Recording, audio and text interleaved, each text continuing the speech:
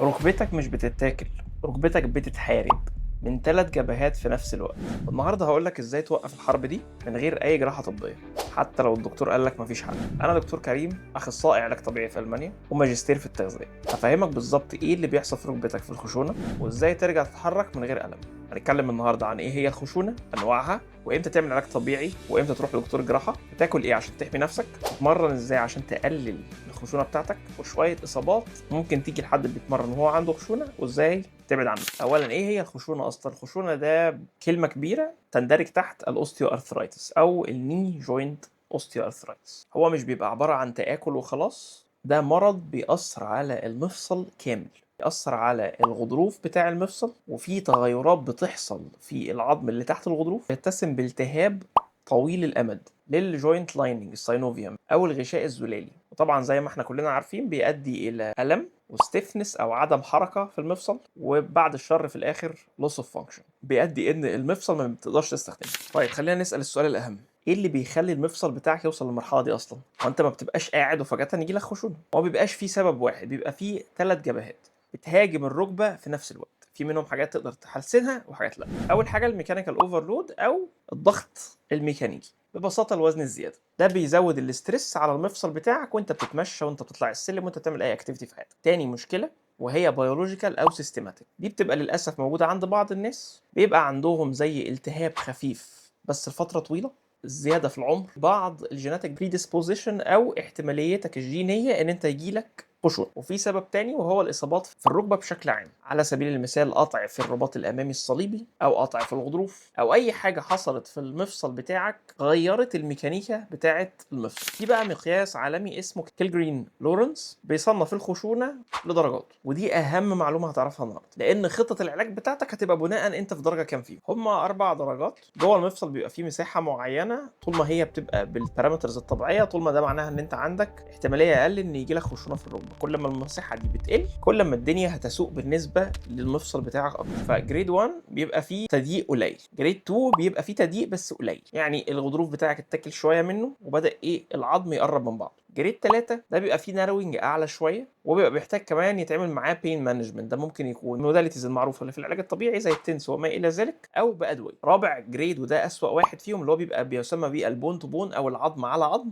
طب بعد ما عرفنا الجريدز المختلفه، السؤال اللي بيجي لي كل يوم في العياده، اعمل علاج طبيعي ولا اروح اعمل عمليه؟ الاجابه مش واحده للكل، وفيها مفاجاه كتير من الدكاتره مش بيقولوا امتى تعمل علاج طبيعي بس او تستنى اما تبقى جريد من 1 ل3. فانت الجول بتاعك في المراحل ديت ان انت تقوي الناتشورال شوك ابزوربر بتاعك او المخدات بتاعه مفصلك الطبيعيه الا وهي العضلات. وكونسبت عام، كل ما تقوي العضلات كل ما انت هتقلل الحمل من على الغضاريف والاربط. والرقم اللي هيصدمك ان 80 ل 90% من العيانين اللي في الجريدز دي بيتحسنوا بشكل كبير جدا من قبل ما يخشوا غرفه العمليات اصلا لو عملت اللي هقول لك عليه النهارده في الفيديو. طيب تختار امتى العمليه؟ لو انت جريد 4 من ناحيه، او من ناحيه تانية انت اقل من جريد 4 بس عملت ريهاب لفتره طويله جدا اكتر من 6 شهور ومفيش تحسن في الاعراض بتاعتك، هتبقى على الاغلب تغيير مفصل والدكتور هو اللي بيقرر هيبقى تغذيه مفصل كلي يا اما جزئي. وقبل العمليه هتعمل علاج طبيعي لفتره طويله عشان تقوي عضلاتك، عشان بعد العمليه لما تيجي تعمل ريهاب تاني برضو اعاده تاهيل عشان ترجع طبيعي يبقى عندك ماسل ماس وقوه تبدا منها بعد التمرين. يعني حتى لو انت جريد 4 تقدر ان انت تحاول بالعلاج الطبيعي. طب امتى تقول ان انا خلاص انا هروح اعمل العمليه؟ لو الالم ما بينتهيش، شغال طول النهار والليل، ما تقدرش تمارس حياتك الطبيعيه، مش عارف تجيب حاجه من على الارض، مش عارف تقف عشان تعمل اكل او تاكل، مش عارف تتمشى وما الى ذلك، او في ديفورميتي عاليه قوي في العظم، يعني حصل تغيير جذري في هيكل العظم الطبيعي، ساعتها لازم هتروح تعمل عمليه. طب نعمل ايه بقى علشان اصلا ما نوصلش للمرحله دي؟ اولا الاكل بتاعك،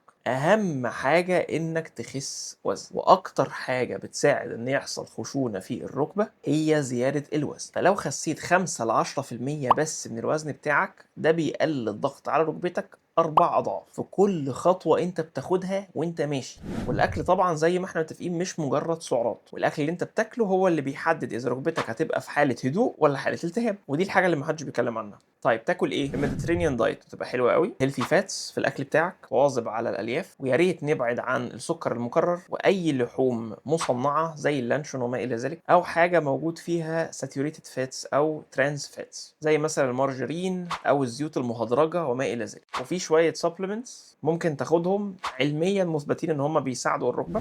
الكركم والفلفل الاسود حاول تحطهم في الدايت بتاعك بشكل عام، ودول سهل جدا انك تعملهم لان هم من اكتر الحاجات اللي بتقلل الالتهابات. ممكن تحطهم في تتبيله الفراخ او تحطهم على السلطه. انا شخصيا دايما لما بتبل الفراخ لازم ابقى حاطط فيها فلفل اسود او بحط فيها كركم. ولو عندك نقص في فيتامين دي او عايش زي حالاتي في بلد اوروبيه ما بيبقاش فيها شمس كتير، لازم تاخد سبلمنت فيتامين دي، عشان الفيتامين دي ليه علاقه بصحه العضلات من ناحيه، ومن ناحيه تانية بالبون دنسيتي او كثافه العظم. طيب حلو قوي كده، الاكل اتظبط، لكن التمرين هو السلاح رقم واحد، وبرضه معظم الناس بتعمله غلط. اولا لما تيجي تتمرن هتعمل ايه؟ رقم واحد في الورم اب، هتسخن على مده 10 دقائق على العجله. طب ده ميزته ايه؟ ميزته ان هو بيزود حاجه اسمها الساينوفيال فلويد، ده هو السائل اللي بيبقى حوالين الغضروف اللي بيديله الغذاء بتاعه. وزي ما اتفقنا لازم نقوي الشوك ابزوربرز الطبيعيين بتوعنا او المخدات الطبيعيه بتاعتنا، فلازم هنعمل تمارين تقوي العضلات، تمارين سبيسيفيك هتكلم عنها لمرضى الخشونه في الركبه. ولكن كده كده زي ما احنا متفقين هيبقى في تمرينه كامله موجوده ليك في الديسكربشن تقدر تبص عليها لو عايز تروح الجيم بكره وانت عندك خشونه في الركبه تعمل ايه. في تمرينه اسمها كواد سيتس، دي هتقعد على الحيطه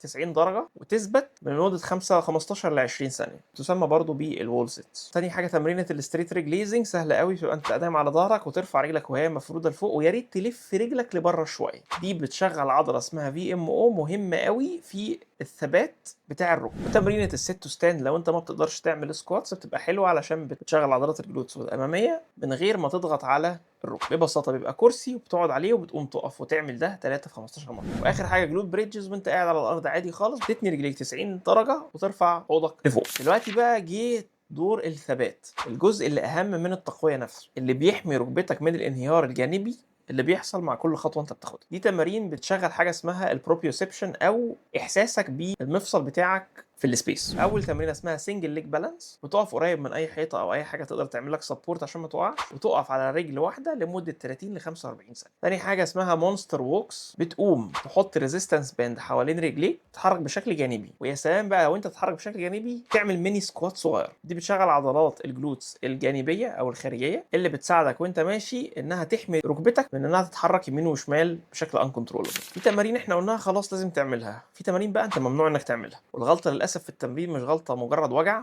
دي غلطه ممكن توديك من درجه لدرجه ثانيه، عشان تحمي نفسك من زياده الالتهابات والفلير ابس اللي بتحصل من التمارين السيئه ويجي لك الم. تعمل ايه؟ رقم واحد، نبعد عن اي هاي امباكت سبورت. ده بمعناها مفيش اي تمرين لو لقيت نفسك بتنط فيها مسموحه او بتجري فيها بسرعه عاليه، زي انك تجري على اسفلت او تنط بوكس جامبس. وتاني مشكله الناس اللي هي بتقوم تيجي تتمرن فجاه مره واحده في اخر الاسبوع 3 مرات ورا بعض. الكلام ده مش مسموح بالنسبه لمريض الخشونه، علشان انت لازم تدي فتره استشفاء كافيه ما بين كل يوم تمرين والتاني عشان ركبتك تستحمل التمرين اللي بعده. وممنوع لو انت جريت 3 وما فوق انك تتني رجليك اكتر من 90 دجري. وكونسبت عام وانت بتتمرن لازم دايما تكون بتتمرن في الرينج اللي ما فيهوش اي الم، لو حسيت بالم قلل الرينج بتاعك شويه. واخر نقطه واهم حاجه، لازم تحس بجسمك اول ما تلاقي نفسك بتتمرن، شلت وزن جديد او بتعمل تمرينه معينه ولقيت ركبتك المفصل بيوجعك شخصيا من جوه مش العضلات، تعرف ان انت بتعمل حاجه غلط، يا اما تقلل الوزن بتاعك يا اما تقلل الانتنسيتي او العداد بتاعك. نعمل بقى تلخيص سريع على اللي احنا قلناه النهارده في الفيديو. احنا اتكلمنا عن ايه هي الخشونه، اسبابها،